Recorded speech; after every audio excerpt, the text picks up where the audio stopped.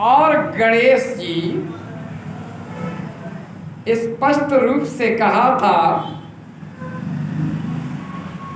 विवाह की बात हुई थी और गणेश के विवाह की जब बात सुनी तो कुमार कार्तिकेय ने विवाह न करने का संकल्प लेकर के क्रौंच गिरी पर पहुंच गए थे।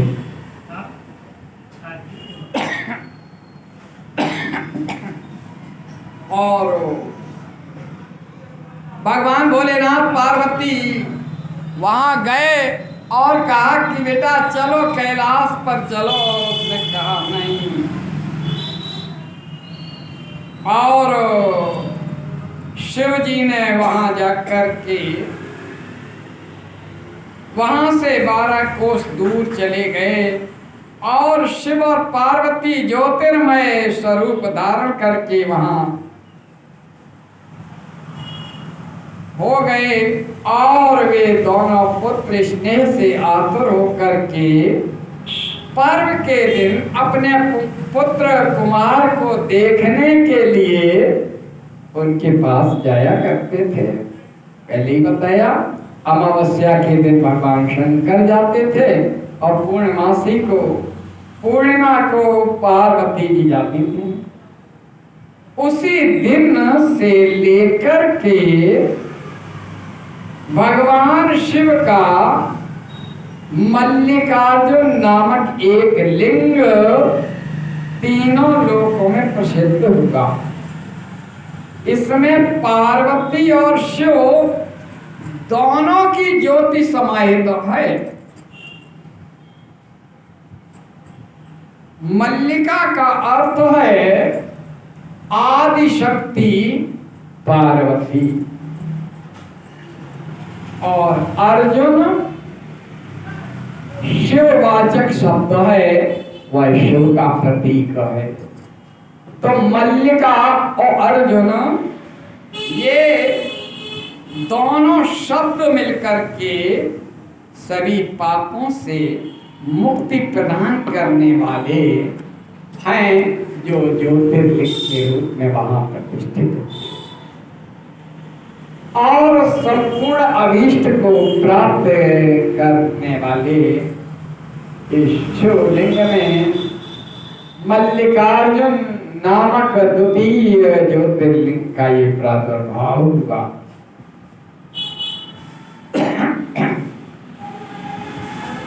ऋषियों ने कहा, प्रभु अब आपको विशेष रूप करके तीसरे शिवलिंग का वर्णन कीजिए। ये अपने आप में बड़ा महत्वपूर्ण शिवलिंग है। सूत जी ने कहा, मैं धन्य कृतकृत हूं जो आप लोगों ने अब इस तीसरे शिवलिंग की बात कही।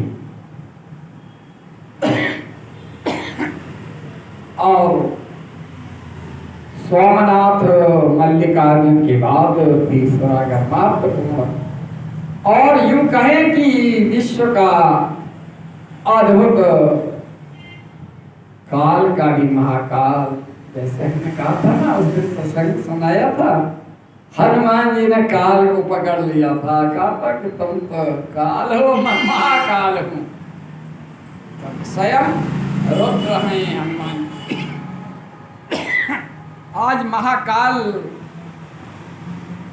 के महात्म की चर्चा करते हुए जी ने कहा कि अवंती नाम से प्रसिद्ध एक रमणीय नगरी है।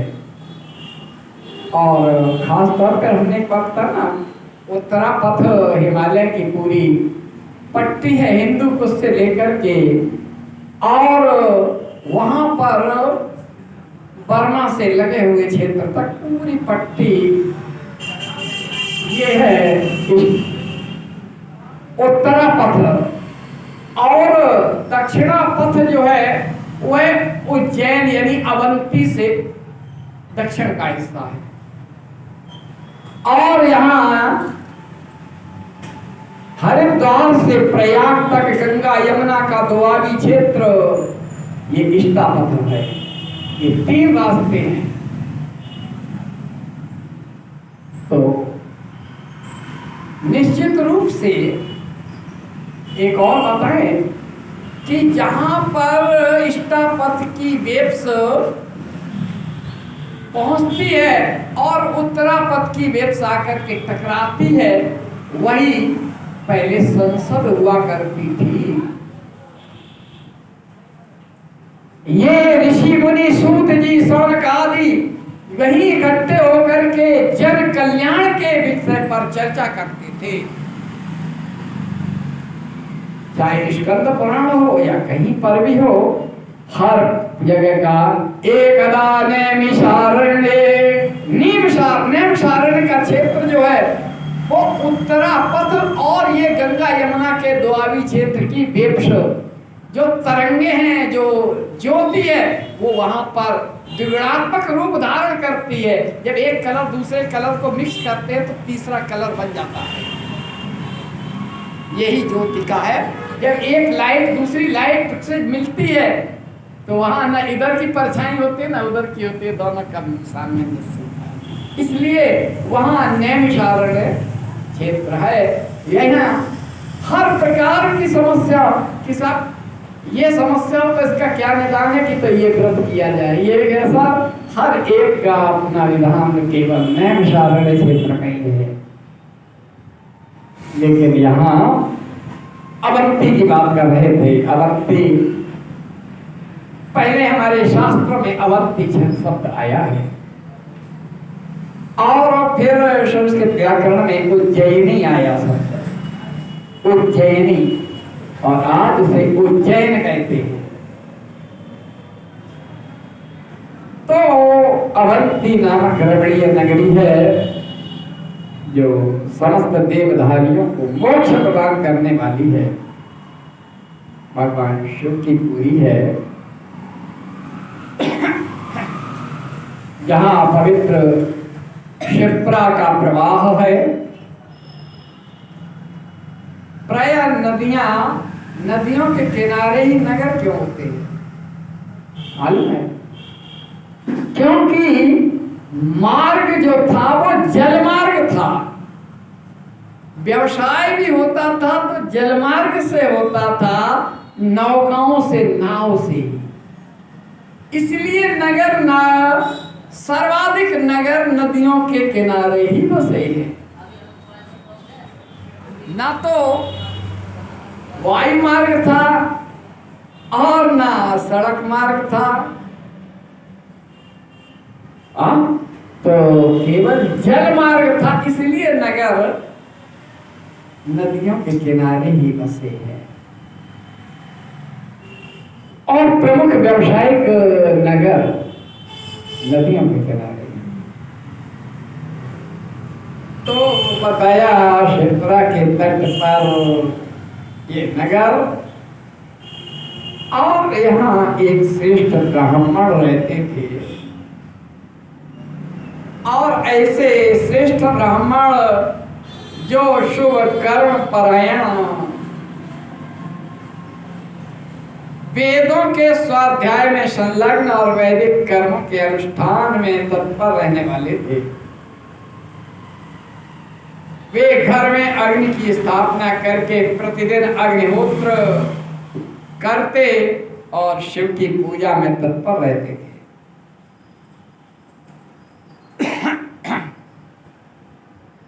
वे पार्थिव शिवलिंग बना करके उसकी पूजा किया करते थे। वेद प्रिय नाम था उनका, वेद प्रिय,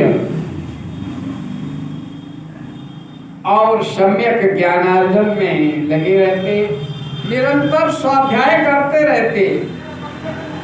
शिव पूजा, शिव आराधना के अलावा जब समय मिलता तो स्वाध्याय करते तमाम पुराण ग्रंथ और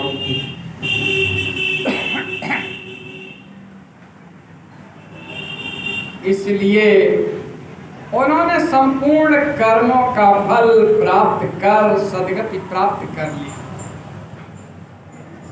उनके शिव पूजा परायण 4 तेजस्वी पुत्र थे।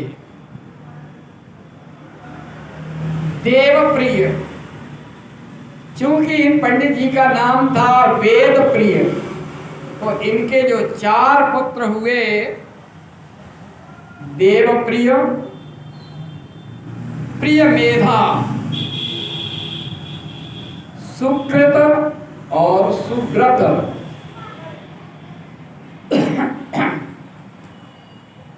उनके सुखदायक गुण वहां सदा बढ़ने लगे। इसके कारण अवंती नगरी ब्रह्म तेज से परिपूर्ण हो गई। उसी समय रत्नमाल पर्वत पर दूषण नाम का एक धर्मद्वेषी, जो धर्म से द्वेष करता है, यानी अधर्मी, धर्म से द्वेष करने वाला यानी अधर्मी असुर था। उसका नाम था दूषण। और ब्रह्मा जी से वरदान पाकर के वेद, धर्म और धर्मात्माओं पर आक्रमण किया करता था। होता क्या है कि जो कहीं देवता से वरदान पा लेता है तो मुझे समझता है कि अब हम सक्षम हो गए, अब हम चाहे कुछ करें। और आगे बढ़ते बढ़ते उज्जैन के ब्रह्म तेज से संपन्न जहाँ सदाचारी ब्राह्मण रहते हैं, वहां पर ब्राह्मणों पर चढ़ाई करती। उसकी आज्ञा से 4 भयानक दैत्यों ने उज्जैन की, अवंती की चारों दिशाओं में प्रलयाग्नि के समान वे प्रकट हो गए असुर।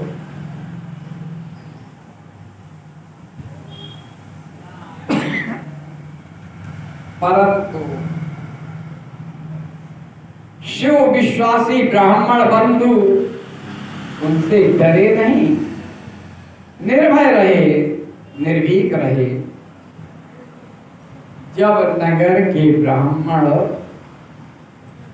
घबराने लगे तो उन्होंने उनको आश्वासन देते हुए कहा, बंधुवर, आप लोग भक्त वत्सल शंकर का पर भरोसा रखें। वो शिवलिंग का पूजन करके भगवान शिव का ध्यान करने लगे। अपनी बात कही कि बंधुओं, भगवान शिव पर भरोसा रखो, और स्वयं पूजा करने लगे। इतने में ही सेना सहित असुर दूषण ने आकर उन ब्राह्मणों को देखा और कहा, इन्हें मार डालो, बांध लो। वेद प्रिय के पुत्र उन ब्राह्मणों ने उस समय उस दैत्य की कही हुई वह बात नहीं सुनी। वे केवल भगवान शंभ के ध्यान मार्ग में स्थित है। उस दुष्टात्मा राक्षस ने ज्यों ही उन ब्राह्मणों को मारने की इच्छा की, त्यों ही उनके द्वारा पूजित पार्थिव शिवलिंग के स्थान पर बड़ी भारी आवाज के साथ एक गड्ढा प्रकट हो गया और उस गड्ढे से तत्काल विकट रूपधारी भगवान शंकर प्रकट हो गए, जो महाकाल के रूप में विख्यात है। वे दुष्टों के विनाश और सत्पुरुषों के आश्रयदाता हैं। उन्होंने दैत्यों से कहा, अरे खल, मैं तो जैसे दुष्टों के लिए महाकाल हूं। तुम इन ब्राह्मणों के निकट से दूर भाग जाओ। ऐसा कह करके भगवान शंकर ने सेना सहित दस्यु दूषण को अपने हुंकार मात्र से भस्म कर दिया। और जब भस्म कर दिया तो अपने आप सब प्रसन्न हो गए। भगवत भक्ति चारों ओर दिखाई देने लगी। भगवान ने कहा तुम लोग वर मांगो। उसकी ये बात सुन करके वे सब ब्राह्मण हाथ जोड़कर भक्ति भाव से भली भांति प्रणाम करके नतमस्तक हो गए। ब्राह्मणों ने कहा महाकाल, हे महादेव, दुष्टों को दंड देने वाले प्रभु, आप हमें संसार सागर से मोक्ष प्रदान करें। आप जन साधारण की रक्षा के लिए सदा यहीं रहे। प्रभु, आपका दर्शन करने वाले मनुष्यों को आप सदा ही उद्धार करें। सूत जी कहते हैं महर्षियों,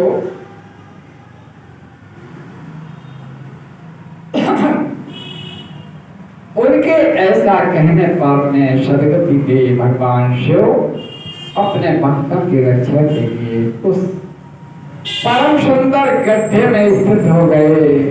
हे ब्राह्मण, मोक्ष पा गए और चारों ओर एक एक कोश भूमि शिवलिंग रूपी भगवान शिव का स्थल बन गई। वे फिर भूतल पर महाकालेश्वर के नाम से विख्यात हुए। सूत जी कहते हैं ब्राह्मणों को सुनो, भक्तों की रक्षा करने वाले महाकाल ज्योतिर्लिंग का महात्मा भक्ति भाव को बढ़ाने वाला है। एक और प्रसंग इससे जुड़ा हुआ है। अब सूत जी दूसरे प्रसंग की बात कर रहे हैं। ये ब्राह्मणों का प्रसंग हुआ, महाकाल से जुड़ा हुआ दूसरा प्रसंग सुनाते हुए सूत जी कहते हैं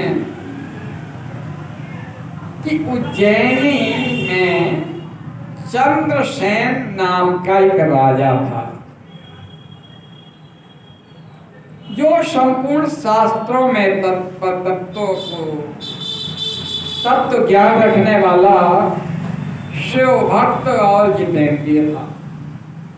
शिव के पार्षदों में प्रधान और सर्वलोक वंदित मणिभद्र जी राजा चंद्रसेन के सखा हो गए थे। एक दिन उन्होंने राजा पर प्रसन्न होकर के चिंतामणि नामक महामणि प्रदान की। चिंतामणि प्रदान की जो कौस्तभ मणि और सूर्य के समान देदीप्यमान थी। और वह मणि देखने, सुनने अथवा ध्यान करने पर मनुष्यों को निश्चय ही मंगल प्रदान करती थी। ऐसे भगवान शिव के आश्रित रहने वाले राजा चंद्रसेन उस चिंतामणि को अपने गले में धारण करके जब सिंहासन पर बैठते तो देवताओं में सूर्य नारायण जैसी भांति यानी चमक उस चिंतामणि की अद्भुत शोभित होती। नपश्रेष्ठ चंद्रसेन के कंठ में चिंतामणि सूर्य के समान चमकती यह सुन करके अन्य राजाओं के मन में भी लोभ आ गया कि उसे भी ये मन कैसे मिल जाए, और वे चुप रहने लगे। तदनंतर सब राजा चतुरंगिणी सेना, कभी सोचा चतुरंगिणी क्या होता है? 4 रंग की सेना होती है चतुरंगिणी, 4 रंग की। रंग से तात्पर्य उसके भेद में, 4 भेद हैं सेना के। जैसे आज के समय में 3 प्रकार की सेना होती है। एक होती है समुद्र में जो जल की सेना है, जिसे नौसेना कहते हैं, और आसमान में जो है वायुसेना, उसे एयरफोर्स कहते हैं ना। यानी जल और आकाश के बीच में थल सेना भी होती है। हा? तो पहले ये सब कुछ तो नहीं था, लेकिन चतुरंगिणी सेना से तात्पर्य है रथी होते थे, रथ होते थे, रथ पर सवार होते थे ना, तो वे कहे गए रथी, यानी रथ हो। दूसरा है गज, हाथी पर सवार होने वाली सेना। रथ पर चलने वाली सेना और हाथी पर चलने वाली सेना, और तीसरी है अश्वारोही सेना, घोड़ों पर चलने। 3 हो गए ना, और चौथी पैदल चलने वाली सेना। चाहे वो महाभारत का समय रहा हो या रामायण का समय रहा हो, चतुरंगिणी सेना 4 तरह के, पैदल, घोड़े, हाथी और रथ, ये चतुरंगिणी सेना है। और उनकी जो संख्या होती है उससे हम अलग अक्षरणी, अक्षर यानी कितने वहां सैनिक कैसे, कितने रथी होते, कितने गज में होते, कितने पैदल होते, कितने घोड़ों पे होते हैं, उनकी जो संख्या का निर्धारण है वो भी तय है। बहरहाल क्या हुआ कि चतुरंगिणी सेना, या बंद करो, या स्विच बंद करो,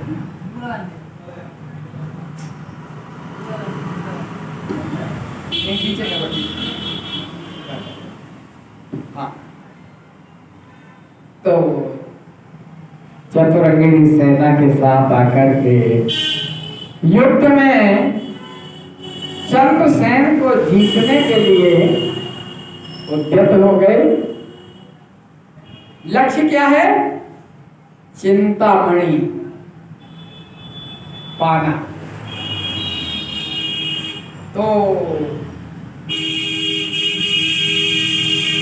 और उन्होंने आपस में संकेत और सलाह करके जब आक्रमण किया, उज्जैनी के चारों द्वारों को घेर दिया, अपने पुरी को, अपने नगर को संपूर्ण राजाओं द्वारा घिरी देख करके राजा चंद्रसेन वहीं भगवान महाकालेश्वर की शरण में गए और मन को संदेह रहित करके दृढ़ निश्चय के साथ उपवास पूर्वक दिन रात अनन्य भाव से महाकाल की आराधना करने लगे।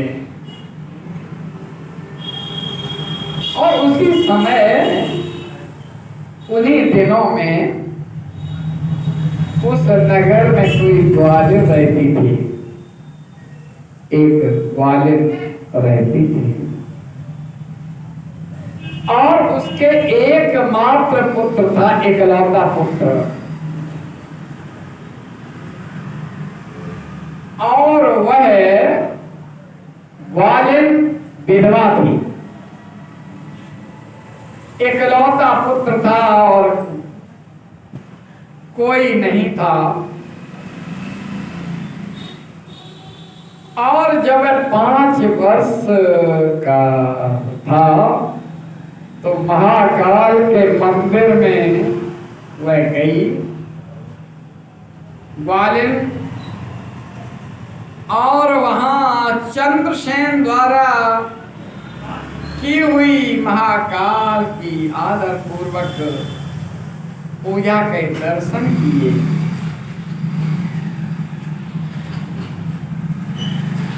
और भगवान भोलेनाथ को प्रणाम किया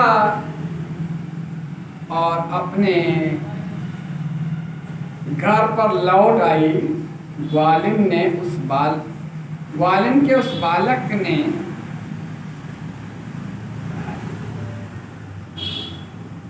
बालक ने भी सारी पूजा देखी थी और उसने भी, अब माता ने कुछ नहीं विचार किया, लेकिन उसने विचार किया कि इसी तरह से हम भी एक पत्थर यानी शिवलिंग रख करके, जैसे राजा चंद्रसेन पूजा कर रहे थे वैसे ही मैं भी पूजा करूंगा, बस इतना संकल्प लिया। और आंखें खुलने पर सुबह हुई, उस बालक ने देखा और कि उसी वहीं शिविर बना करके भगवान शिव के अनुग्रह से तत्काल एक मंदिर बन गया। मणियों से चमकीले खंभे और उसकी शोभा बढ़ा रहे थे। वहां की भूमि इस स्फटिक मणि से जड़ी हुई थी, तपाए हुए सोने से बहुत से विचित्र कलश उस शिवालय को शोभित कर रहे थे। उसके विशाल द्वार, कपाट और सुवर्ण द्वारा दिखाई दे रहे थे। वहां बहु नीलमणि और हीरे से बने हुए चबूतरे शोभा दे रहे थे। उस शिवालय के मध्य भाग में दया निधानी शंकर का रत्नमय लिंग प्रतिष्ठित था।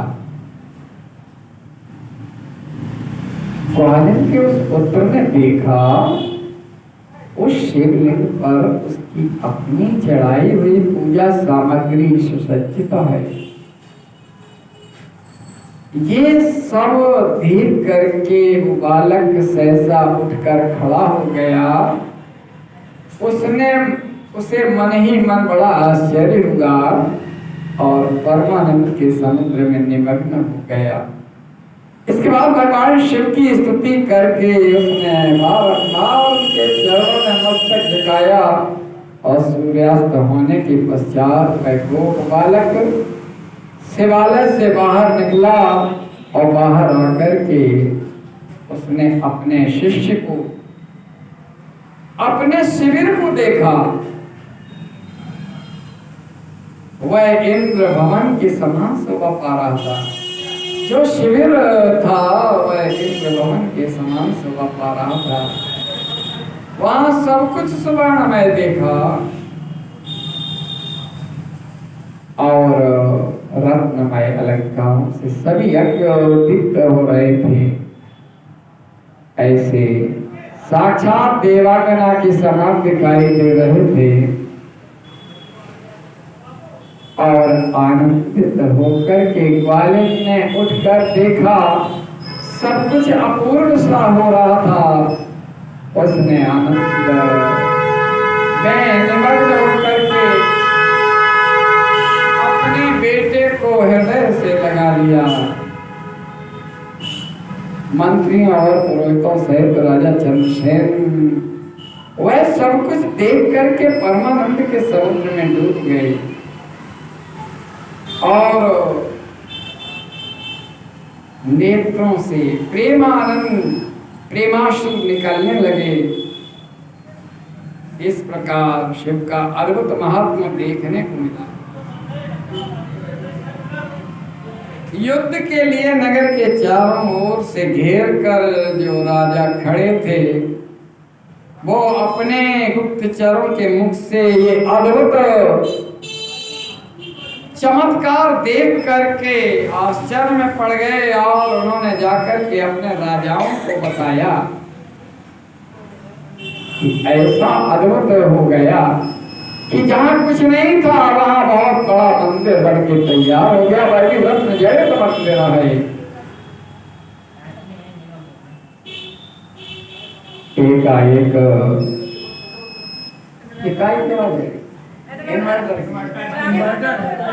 बिजली आ रही है, 5 बिजली आई है। बंद कर दे पंखा, पंखा बंद कर दे। और ना हुए तो जेब बंद कर दे। मैं ऐसे ही कुछ ना ये सब बंद करो। नहीं पंखा है, पंखा मैडम बोल दो ये बंद रख दो, इसका लोड ज़्यादा है। ये सब कर देना। हाँ बंद कर दो, बंद कर दो। हाँ तो सुनो, ऐसे ही सुनो। जब उन्होंने देखा गुप्तचरों ने, और उन्होंने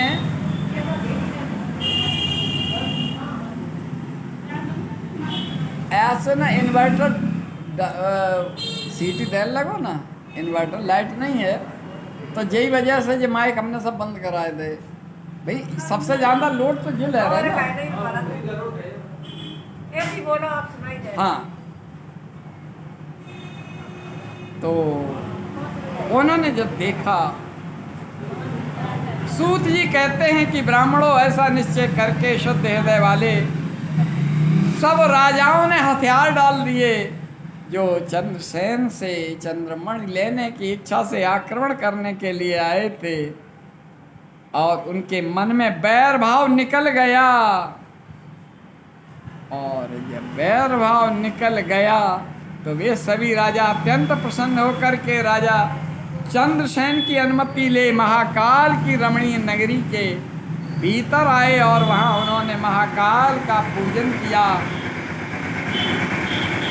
और महाकाल का पूजन किया। वे सब के सब उस ग्वालिन के महान अभ्युदयपूर्ण दिव्य सौभाग्य की भूर भूर प्रशंसा करते हुए उनके घर पर भी गए। राजा चंद्रसेन ने आगे बढ़कर के उनका स्वागत किया, सत्कार किया। गोप बालक के ऊपर वो रखो, रंग बंद होएगा, वो है कोई चीज बंद नहीं, बात से कोई मतलब रखो। तो राजा चंद्रसेन ने आगे बढ़कर सबका स्वागत किया। गोप बालक को बहुत सी वस्तुएं भेंट की राजाओं ने। इस समय देवताओं से पूजित परम तेजस्वी वानर राज हनुमान जी प्रकट हो गए। अद्भुत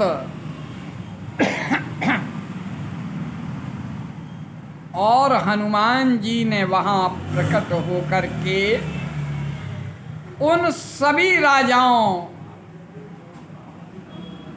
को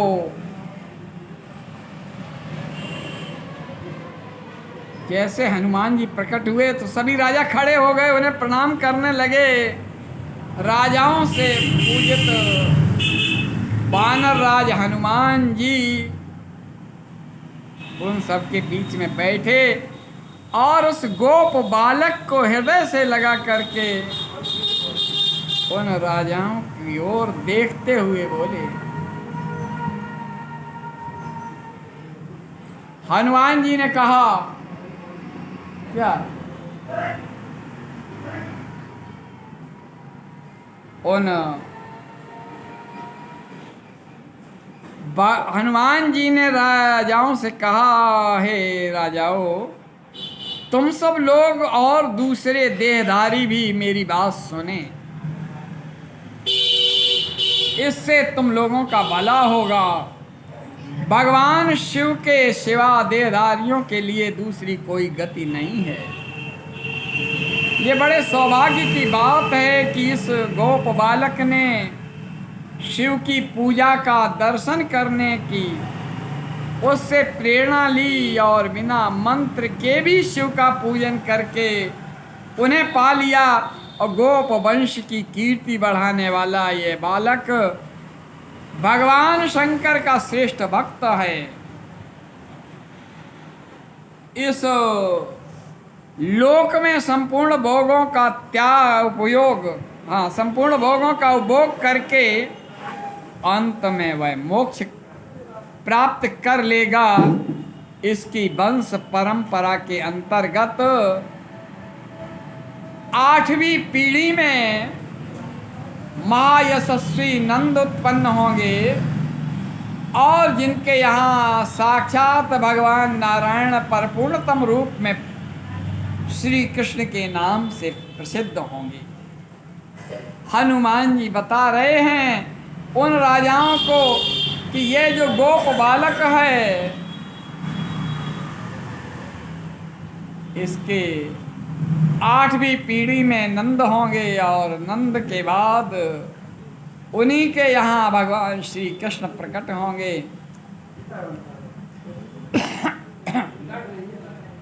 यह गोप कुमार इन्वर्टर सीटी दे रहा हो।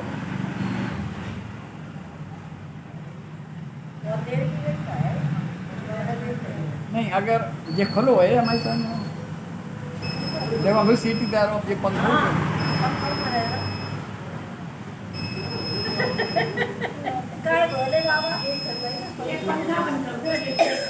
बंद करो।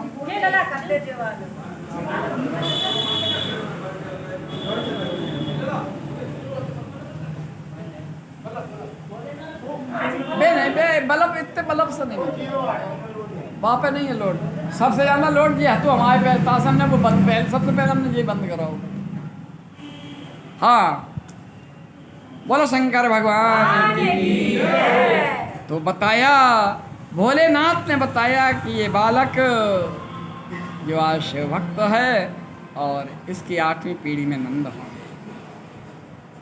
सूत जी कहते हैं कि ब्राह्मण ऐसा कह करके अंजनी नंदन शिवरूप भगवान रुद्र ने राजाओं और महाराजा चंद्रसेन को भी कृपा दृष्टि से देखा। तदनंतर उन्होंने उस बुद्धिमान गोप बालक श्रीकर को बड़ी प्रसन्नता के साथ शिवोपासना से के उस आचार व्यवहार का उपदेश दिया जो भगवान शिव को अत्यंत प्रिय है। इसके बाद परम प्रसन्न हुए हनुमान जी चंद्रसेन और गोप श्रीकर से विदा ले उन सब राजाओं के देखते ही देखते अंतर्धान हो गए और वे सब राजा हर्ष से भर करके सम्मानित हो राजा चंद्रसेन की आज्ञा ले जैसे आए थे और वैसे ही और उनकी आराधना महाकाल की सेवा करते हैं, उनकी आराधना करते हैं। ऐसे भक्त किसी भी प्रकार का कष्ट नहीं सहते और अंत में मोक्ष को प्राप्त होते हैं। और जहाँ भी भक्तों पर संकट आता है तो उसका निवारण भी महाकाल कर देते हैं। बोलो भगवान महाकाल की जय। अब एक भजन कर लो फिर आगे हम अगले ओंकारेश्वर की कथा कहेंगे।